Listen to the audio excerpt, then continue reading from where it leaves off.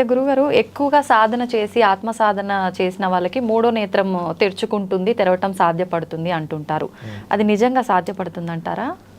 Sixth sense, మూడో నేత్రం అంటే నీ మనస్సుని సూక్ష్మము చేయడం ప్రాక్టీస్ చేస్తే, ఎప్పుడైనా ఇలా సైలెంట్ కూర్చో కళ్ళు మూసుకొని రూమ్లోకి ఎవరో వచ్చినట్టు నీ బాడీని టచ్ అవుతుంది. ఓకే, అంటే నువ్వు చాలా నిశ్శబ్దంగా వచ్చినా ఎవరో వచ్చినట్టే ఉన్నట్టు అనిపిస్తుంది, నిజంగా చూస్తే ఎవరో వచ్చినట్టు ఉంటుంది. సిక్స్త్ సెన్స్ అంటారు. అది ఎప్పుడు నైట్ మనకి బాగా మేలుకుంటుంది. ఎలా అంటే మనం బాగా డీప్ నిద్రపోతున్నప్పుడు, ఒక మంచి నిద్రపోతున్నప్పుడు ఎవరైనా లేచి మంచిలు తాగుతుంటే ఆటోమేటిక్గా మనకు మెలకు వస్తుంది. మెలకు వచ్చి కళ్ళు తెరిచి చూస్తాం, మళ్ళీ పడుకుంటాం. బట్ ఎమ్మడే గుర్తించి పడుకుంటాం, స్పాట్లో నిద్ర కూడా పోతాం. అంటే నువ్వు నిద్రపోయినా నీ లోపల ఉన్న థర్డ్ ఐ అనేది ఇప్పుడు మేల్కొనే ఉంటది. ఓకే, అది అప్పుడప్పుడు మేల్కొలుపుతుంటది. దాన్ని కూడా మర్చిపోయి ఎప్పుడో పడుకుంటామంట, అంతే తప్ప ఎప్పుడు మనం ఎరుకలో ఉంటాం. అది ఆ శక్తి మనం ఇప్పుడు నైట్ గ్రహిస్తాం, నైట్ శక్తిని మేల్కొల్పుకుంటాం, పగలు ఆ శక్తిని వినియోగిస్తాం. అదనమాట. అందుకని థర్డ్ ఐ అనేది ఖచ్చితంగా ఉంది. ఇది ఇక్కడ ఉంటది, లోపల ఉంటది, సుధాధార దగ్గర ఉంటది, ఈ పిట్యూటరీ గ్రంథి లోపల ఉంటది. ఆ లోపల నుంచి ఇలా చూస్తుంటది, అలా పైనుంచి అలా చూస్తూ ఇక్కడికి అలా గమనిస్తూ ఉంటది అనమాట. మనం రోజు ప్రాక్టీస్ చేస్తే నీకు కూడా వస్తుంది అనమాట, 100% వస్తుంది ఆ శక్తి. రెగ్యులర్ ప్రాక్టీస్ చేయాలి. నువ్వు భౌతిక కర్మలు ఏమైనా ఉండని, కానీ నియమము తప్పకుండా చెయ్యాలి. అదే మనం చెయ్యం.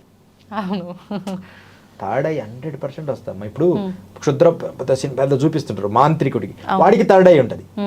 మరి వాడు దుర్మార్గుడు అట్లుండదు, ఎవరు ప్రాక్టీస్ చేసినా థర్డ్ ఐ వస్తుంది. కానీ అది సద్వినియోగపరచడమే ఇంపార్టెంట్, మంచిగా వాడాలి. అదే అనమాట, థర్డ్ ఐ ఉంది. కుండలిని జాగృతపరచాలి. మూలాధార, స్వాదిష్టాన, అనాహత, విశుద్ధ, ఆగ్నేయ, సహస్రార ఈ చక్రాలన్నిటిని మేల్కొల్పాలి. ఆ ప్రేల్కొని ప్రాణాయామ కుంభక రేచకాల ద్వారా అలా చేసిన తర్వాత ఒక స్థితికి చేసుకొని ఆ కండ్లని అలా మడిచి, నాలుకని మడిచి ఆ కేచరీ యోగములో కూర్చున్నప్పుడు అప్పుడు ఆ యోగాన్ని గిన చూడగలిగితే మనకు ఓపెన్ అయిపోతుంది. స్వామీజీ, అఘోరాలు మామూలుగా కుంభమేళాలు ఇలాంటి దగ్గర మాత్రమే చాలా ఎక్కువ మంది కనిపిస్తూ ఉంటారు. అలా కాకుండా మామూలుగా మనం నార్మల్గా మీటింగ్లు అలా పెట్టుకొని అందరం కలుసుకున్నట్టు అఘోరాలు కూడా సమావేశాలు ఏర్పాటు చేసుకొని కలుస్తూ ఉంటారా, లేదంటే కుంభమేళాలోనే కలుస్తూ ఉంటారా? అలా ఏం ఉండదమ్మా. అయితే ప్రత్యేకంగా కుంభమేళాలో అయితే అందరం కలుస్తాం. ఇక ఎందుకు కలుస్తామంటే ఇట్లా అన్ని అకాడాస్లో మహంతుల తర్వాత ఇంకా సంతులు, మహంతులు అందరూ ఒక క్యాడర్ ఉంటుంది. అందరూ అక్కడ వస్తాం. అంటే ఇంకా కలవని వాళ్ళు కూడా మాకు ఎంత సంతోషమో. ఇప్పుడు 12 సంవత్సరాలకు ఒక్కసారి కలవని వాళ్ళందరూ కూడా గుర్తు చేసుకుంటారు. ఇప్పుడు మన స్నేహితుల్లాగా, ఇప్పుడు చిన్నప్పుడు ఎప్పుడో మర్చిపోయిన స్నేహితుల్లాగా వెళ్ళి, మహారాజ్ ఎలా ఉన్నారు, అక్కడ కలిసాం కదా, మేము కొంచెం చేంజ్ అయి ఉంటాం, అక్కడ కలిసాం కదా, జూనా అఖాడాలో కలిసాం కదా, అప్పుడు మనం కొన్ని రోజులు కలిసి ట్రావెల్ చేసాం కదా అని ఇట్లా మాట్లాడుకుంటాం. అఘోరాలు అట్లా అందరము కలుస్తాము ఈ కుంభమేళాలో. తర్వాత అప్పుడప్పుడు పుష్కరాల్లో కూడా కలుస్తాం. ఇప్పుడు రేపు మేము ఈ నర్మదా పుష్కరాల్లో కలుస్తాం. కానీ పుష్కరాల కంటే కూడా కుంభమేళాలో ఆ 3 months అట్లా ఉంటుంది అనమాట, ఒక లిమిట్. ఖచ్చితంగా కలుస్తాం ఈ 3 నెలల్లో, 2-3 నెలల్లో ఉంటుంది కుంభమేళా. మేళా జరిగినప్పుడు ఈ అఖాడాస్ ఉంటాయి. ఇప్పుడు మాది హవన అఖాడాలోకి వెళ్తా, జూనా అఖాడాలోకి వెళ్తా. నాకు బెస్ట్ ఫ్రెండ్స్ అంటే బెస్ట్ గురువులు, శిష్యులు జూనా అఖాడాలో, హవన అఖాడాలో ఉంటారు. ఇప్పుడు ఉదాహరణకు మొన్న మేము అనుకోకుండా కాశీ వెళ్ళా రీసెంట్గా. నేను అంటే నన్ను గుర్తుపడుతుంటారు ఎక్కువ, చాలా మంది కాశీలో మన వాళ్ళే ఉంటారు కదా. నేను గుర్తుపట్టుకుండాలని ఒక పచ్చ వస్త్రం వేసుకొని టవల్ కట్టుకొని ఉన్నా.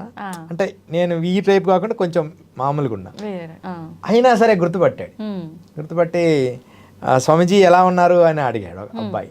దత్త అని, శ్రీ దత్త, మాకు మంచి పరమమిత్రుడు చిన్నతనం నుంచి కూడా దత్తు. ఈ దత్తుతోటి కూడా ఒక బ్రహ్మచారి ఉంటాడు. వీళ్ళిద్దరూ మేము ఎప్పుడో చిన్నతనం నుంచి చాలా ఏళ్ళ నుంచి కూడా మంచి పరిచయం. అట్లా అనుకోకుండా ఇట్లా వెళ్ళినప్పుడు కలుస్తుంటాం. నేనంటే అంత ప్రేమో, ఇగో ఈ మధ్య కొత్త స్వామీజీని కలిసాం, ఇద్దరం కలిసి వెళ్దాంపా అని చెప్పి ఆ స్వామీజీ దగ్గరికి తీసుకెళ్ళాడు. ఇట్లా మాకు తెలిసిన ఆయన దగ్గరికి తీసుకెళ్ళడం, ఇట్లా ఒక బౌండింగ్ ఏర్పడుతుంది. అప్పుడు అఘోర పుష్కరాలలో, గంగా పుష్కరాల్లో, ఉజ్జయిని పుష్కరాలు, ఉజ్జయినిలో జరుగుతాయి. ఉజ్జయిని తర్వాత ఏమో తారాపీఠ్లో, తర్వాత ఇక్కడ మన ఓంకారేశ్వర్లో ఓకే ఈ పుష్కరాలు, నర్మదా పుష్కరాలు జరుగుతాయి. ఇలా పుష్కరాలలో అలహాబాద్ త్రివేణి సంగమంలో జరిగే కుంభమేళాలో, మేళాస్లో కలిసినప్పుడు ఒకరినొకరు వారి వారి సాధనల గురించి, మా సాధనల గురించి సీక్రెట్లు మాట్లాడుకుంటాం. అవి మీకు చెప్పిన కొన్ని అర్థం. ఇప్పుడు ఏకాయన స్థితి కృత, ఏకాయన అంటే అలాంటివి మాట్లాడుకుంటాం. అది మీకు ఆ భావజాలం అర్థం కాదు. ఏకాయన అంటాం అంటే అంటే ఏంటి అనేది ప్రపంచానికి తెలియదు, ఆ సాధకుడికి మాత్రమే తెలుస్తుంది. అంటే ఒకే దాని మీదకి వెళ్ళిపోయావే అంటే ఒక స్థిరమైన బుద్ధి కలిగింది అని. అగ్నిస్తంభనం జరుగుతుందా, ఇలా సాధన చేస్తున్నారా అని మాట్లాడుకుంటూనే తెలుసుకుంటాం. ఇదిగో ఇట్లా ఉజ్జయిని వెళ్ళాను, అక్కడ శవ సాధన చేసేటప్పుడు ఇట్లా శవం సడన్గా పైకి లేసింది, మళ్ళీ ఇలా జరిగింది, మళ్ళీ గురువుగారు వచ్చి ఇలా చెప్పారు అని ఇలాంటి పర్సనల్ టాపిక్స్ మాట్లాడుకుంటాం. అలా అందరం కలిసి అప్పుడైతే ప్రత్యేకమైన అఘోరాలు, ప్రత్యేకమైన సాధన అఘోరాలు కానీ యోగులు మంచి సాధకులందరూ కూడా ఏదైనా ముఖ్యమైన సమావేశం అప్పుడప్పుడు సడన్గా పెడుతుంటాం. దాన్ని ఏమంటారంటే బండారా అంటాం. బండారా అనుకోకుండా కలవాలనుకున్నప్పుడు బండారాస్ని పెట్టేసి ఇన్ఫర్మేషన్ ఇచ్చేస్తాం కొంతమందికి. నువ్వు వెళ్ళి వాళ్ళకి చెప్పేయి, వాళ్ళందరూ వచ్చేస్తారు, నువ్వు వెళ్ళి ఆ ప్రాంతం అంతా నువ్వు ఒకసారి కవర్ చేయని ముఖ్యమైన వాళ్ళకి చెప్తాం. మేము ఎంతో ఉత్సాహంతో అందరినీ పిలిచేస్తాం, వాళ్ళు ఆ టయానికి వస్తారు. అందరం కలిసి ఇదిగో అలా జరుగుతుంది, రామమందిరం నిర్మాణం తొందరగా పూర్తి కావాలి. ఈ రామమందిర నిర్మాణం గురించి మన టాపిక్లో అద్భుతమైన విషయం వచ్చింది. రామమందిరం నిర్మాణం గురించి అమ్మా మోడీ గారు ఎంత కష్టపడినారో యోగులు మేము అంత కష్టపడినాం. మీరు అస్సలు నమ్మున, మేమంతా ఒక పెద్ద సమావేశమై ఈసారి మనం నెక్స్ట్ కుంభమేళా జరిగేటప్పటికి రామమందిర నిర్మాణం పూర్తి కావాలి అని చెప్పి ఒక తీర్మానం చేసుకున్నాం అగ్ని దగ్గర. అంటే ఇప్పుడు ఎంత సంతోషపడుతున్నామో. అలా అయోధ్యలో ఇంకా ఎంతోమంది యోగులు, అఘోరాలు, సాధువులు, సన్యాసులు, తర్వాత ఈ మిషన్స్, ఆర్ఎస్ఎస్ వాళ్ళు కానీ, విశ్వ హిందూ పరిషత్ అందరూ కూడా. ఇక మా విషయానికి వస్తే యోగులైతే రామమందిర నిర్మాణం తొందరగా జరగాలి అని చెప్పి యజ్ఞములో మనం త్వరలో సాధించబోతున్నాం, సక్సెస్ అవుతాం అని ఒక తీర్మానాలు అన్నీ చేసుకున్నాం. ఎన్నో సంవత్సరాల నుంచి ప్రాణత్యాగాలు, ఎన్నో ఇబ్బందులు పడి చేసిన వాళ్ళు కూడా ఉన్నారు. కానీ మేము చేసిన తీర్మానం చేసిన 2-3 ఏళ్లలో పైన అఖాడాలో, పైన కుంభమేళాలో నేను, మహారాజు, ఇంకొక అఘోరి ఒక హోమం దగ్గర కూర్చొని ఒక ప్రత్యేకంగా పూజలాగా చేసాం. ఈసారి రామమందిర నిర్మాణం జరిగి తీరుద్ది అని. ఆయన ఈ మధ్య ఎంత నవ్వుకుంటున్నామో, మన సంకల్పాలు ఫలించాయిరా అంటే అని సరదాగా అలా జరిగింది. హవన అఖాడాలో జునా అఖాడా వాళ్ళు అందరం కలిసి ఈసారి ఎలాగైనా రామమందిర నిర్మాణం జరగాలయ్యా, ఎంతకాలం మనం ఎదురు చూడాలి అని అనుకున్నాం. అంతే. అక్కడ హోమం దగ్గర అఘోరాలతో, అఘోరులు హోమాలుగా పెట్టుకుంటారు అఖాడాస్లో. అలా అంతే. అంటే సంకల్ప బలం అంత గొప్పదన్నమాట. దాన్ని అది ఎంత స్థాయికైనా మనం సాధించవచ్చు సంకల్పంతో. అయితే ఈశ్వరోపాసన చేసిన అఘోరాలకు కూడా భూత భవిష్యత్తు వర్తమానాలు తెలిసే అవకాశం ఉంటుందా స్వామీజీ? అఘోరాలకే కాదమ్మా, వాళ్ళ 6 సెన్స్ బట్టి మానవ మాత్రులు మీలాంటి వాళ్ళకు కూడా ఆ శక్తులు ఉంటాయి. కానీ అది తక్కువ పరిధిలో ఉంటాయి. ఓకే, ఈరోజు అనుకున్నా ఏదో ఇట్లా అవుతుందని అని అప్పుడప్పుడు అనిపిస్తుంది కదా. ఈరోజు ఏందో నాకు అలా ముందే ఉదయాన్నే లేగానే కొంచెం ఏదో అనిపించింది అని అనుకుంటాం, కానీ దాన్ని గుర్తించలేరు. ఎందుకంటే నీతో ఉండే ఆరా నీకు కొన్ని చెప్తుంటది. అయితే ఎక్కువ ఆత్మ సాధనలో తాబేలులాగా, మనం తాబేలులాగా లోపలికి ఇంద్రియాలు మడుచుకొని సూక్ష్మంగా అయ్యే కొద్దీ మనకు చాలా సూక్ష్మమైన విషయం కూడా గుర్తించే శక్తి వస్తుంది. మనం ఎక్కువ సమాజంలో ఉంటే ఆ శక్తిని కోల్పోతుంటాం. ఎక్కువ ఒంటరిగా ఉండడం వల్ల మనకు ముందే ఆ 6 సెన్స్ చెప్తుంటుంది ఇదేదో ఉన్నట్టుంది అని. సాధకుడికి ఏంటంటే ఇంకొంచెం ముందుకెళ్ళి ఖచ్చితంగా ఉంది. ఎంతోమంది అమ్మ మాకైతే ఎంతోమందిని నేను రక్షించడం జరిగింది. అంటే 6 సెన్స్ అదేదో పవర్ అని కాదు నేను అనేది. ఒకసారి ఇలా కూర్చున్నామమ్మా, కూర్చుంటే మా శిష్యుడు నేను వెళ్ళిపోతాను, ఊరికి వెళ్ళాలన్నాడు. నువ్వు వెళ్ళొద్దు నాన్న ఈరోజు అన్నా. వెళ్ళాలండి, అర్జెంటుగా వెళ్ళాలండి అంటే నేను మరలా సరే అని మౌనంగా ఉన్నా. సరే వెళ్ళని వెళ్ళని అని అనుకొని అలా కళ్ళు మూసుకొని వాడు బయటికి వెళ్ళిపోయాడు. సడన్గా కొంచెం వర్షం పడి టక్కనే ఒక పెద్ద ఆకాశంలో పిడుగు లాంటి శబ్దం వచ్చింది. ఎమ్మడే నేను ఉరుకుతూ వెళ్ళి ఉమ్, ఏదైతే అదైంది, రేపు నువ్వు స్కూల్కి పోవాల్సిన పని లేదంటే ఆయన టీచర్, ఆయన ఉమ్, ఉమ్, వెళ్ళాల్సిన పని లేదు అని చెప్పి ఆయన చేయి పట్టుకొని బలవంతంగా లోపలికి తీసుకొచ్చుకున్నా. ఉమ్, నా తోడుగుండు, నాకు భయం అవుతుంది అన్న. ఉమ్, అంటే అట్లా అన్న. మరుసటి రోజు ఉదయాన్నే ఆ బస్సు యాక్సిడెంట్ అయింది, ఓ, వాడు పోయే బస్సు. అప్పుడు అన్నాడు అతను, గురుగారు నన్ను కాదు కదా వాళ్ళందరినీ కూడా రక్షించింటే బాగుండు అని. ఉమ్, నాకు అది జరుగుద్దని తెలియదు నాన్న, ఉమ్, నాకు బస్సు పడిపోతుందని నాకు తెలియదు, ఉమ్, నిన్ను పంపించకూడదని మాత్రం నా సిక్స్త్ సెన్స్ చెప్తుంది. ఓకే. అంటే మొత్తం కొంతమంది కాంట్రవర్సీ చేస్తారు, మరి మీరు రక్షించే వాళ్ళు ఉంటే అందరినీ రక్షించవచ్చు కదా. నిజంగా బస్సులో నేను ఉంటే ఏమన్నా చెప్పేది నేను. ఉమ్, నేను అతని మీద ఫోకస్ చేస్తున్నా, అతనికి ఏదో జరుగుతుందని నా సిక్స్త్ సెన్స్ చెప్పింది. ఉమ్, ఉమ్, ఆ బస్సుకే అలా అవుతుందని లాస్ట్ బస్సుకి నాకు తెలియదు కదా. ఓకే. తెలిస్తే ఎందుకు ఆపం? ఉమ్, అట్లాంటి సందర్భాలు ఉంటాయి. ఉమ్, ఒక్కోసారి అందరినీ రక్షించిన సందర్భాలు కూడా ఉంటాయి సిక్స్త్ సెన్స్తో. అయితే ఆ తర్వాత గురువుగారి వల్ల మనం అందరం బయటపడినాం ఉమ్, అని అనుకుంటారు, కానీ ఇదంతా మన పవర్ కాదు. ఆ, ఒక్క అతన్ని నేను కొంచెం అనుకోకుండా చెప్పడం లేట్ అయింది, వాడు అర్జెంటుగా వెళ్ళిపోయాడు. ఉమ్, అంటే ఇంకొక సందర్భంలో ఇక మిగతా ఎవరినైనా సరే అలాగని ఎప్పుడు అని కాదు, మేము హాయిగా ఉన్నప్పుడు ఉండులేనానా అంటాం, ఉమ్, సహజంగా ఉండులేనానా అంటాం ప్రతి వారిని నా దగ్గరకు వచ్చిన వాళ్ళని. కానీ ఒక్కొక్కసారి బలంగా అంటాం, నువ్వు వెళ్ళడానికి లేదు ఉండు అని. ఉమ్, అప్పుడు ఉండిపోవాలి. కొంతమందిని వెళ్ళిపో, నువ్వు వద్దు వెళ్ళిపో అన్నప్పుడు వెళ్ళిపోవాలి అంతే. ఓకే. ఇట్లా మన తపస్సు వల్ల అలాంటి శక్తి ఏర్పడుతుంది ఆటోమేటిక్గా మన జ్ఞానానికి. ఉమ్, మీకు మోక్షగుండం విశ్వేశ్వరయ్య తెలుసా? అవును, విన్నాం. ఆయన పెద్ద ఇంజనీర్ కదా. ఉమ్, ఆయన ఇంజనీర్ కదా, ఆయన సిక్స్త్ సెన్స్, ఆయన థాట్స్, ఉమ్, ద థాట్సే మెయిన్ ఎనర్జీ.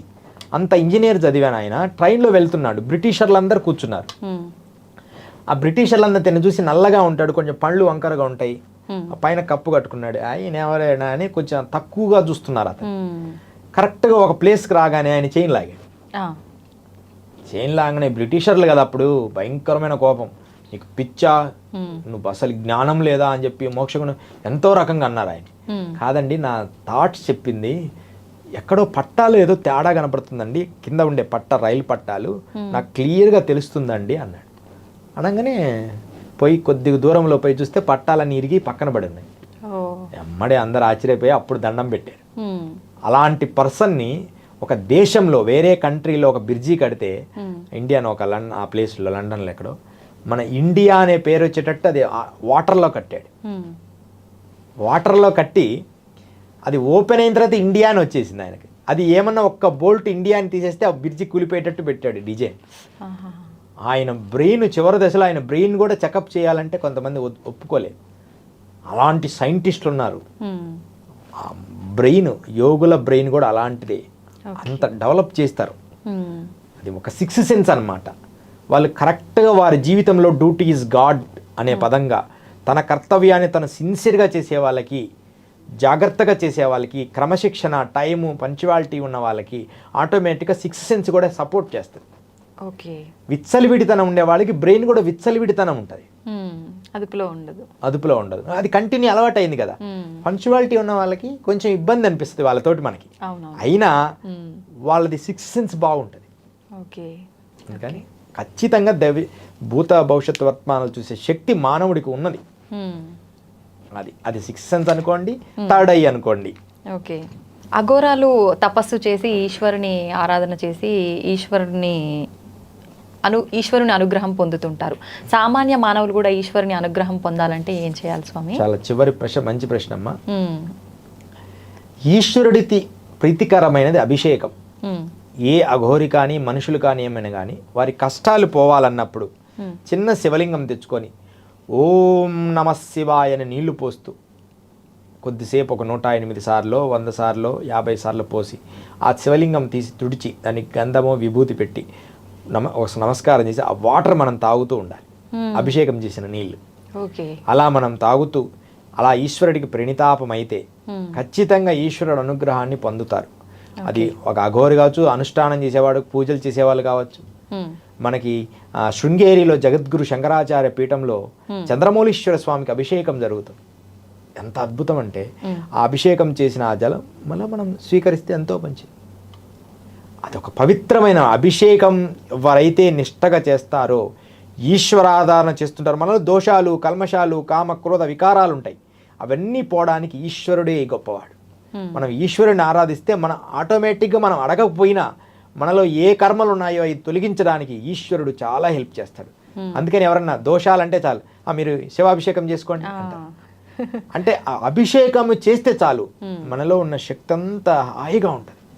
మీరు పెద్ద పెద్ద యోగా సెంటర్స్లో కానీ ఎక్కడైనా సరే ఎక్కువ ఈశ్వర అభిషేకానికి చాలా ప్రాధాన్యత, ఆ ఈశ్వర లింగానికి కూడా ప్రాధాన్యత.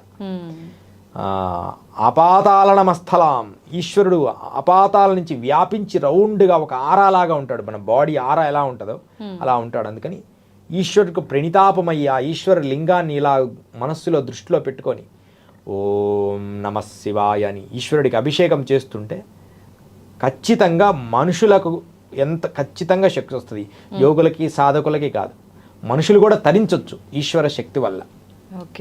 అది ఈశ్వర శక్తి. దాని పంచాక్షరి మంత్రముతో మనం నిత్యం 1,00,000 పంచాక్షరి చేస్తే అమ్మా, ఓం నమ శివాయ 1,00,000 చేస్తే ఖచ్చితంగా ఏదో పవర్ వస్తుంది. మీరు రాసి పెట్టుకోండి అంతే, ఏదో ఒక పవర్ నీకు అయితే మేలు జరుగుద్ది. రోజు నిత్యంగా కూర్చొని ఓం నమ శివాయ అని చేస్తే 1,00,000 నువ్వు ఎంతో గొప్ప స్థాయికి వెళ్ళిపోతావు.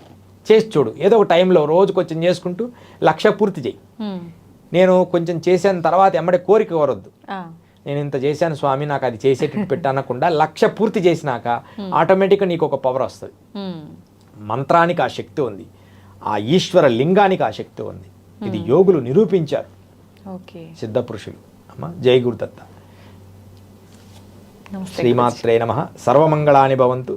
శ్రీ గురు దత్తాత్రేయాయ నమః. ఇవన్నీ లోకహితమై వీటిల్లో మంచిని గ్రహించి ధరించాలని నా సంకల్పం. తప్పకుండా గురుగారు. సర్వమంగళాని భవంతు.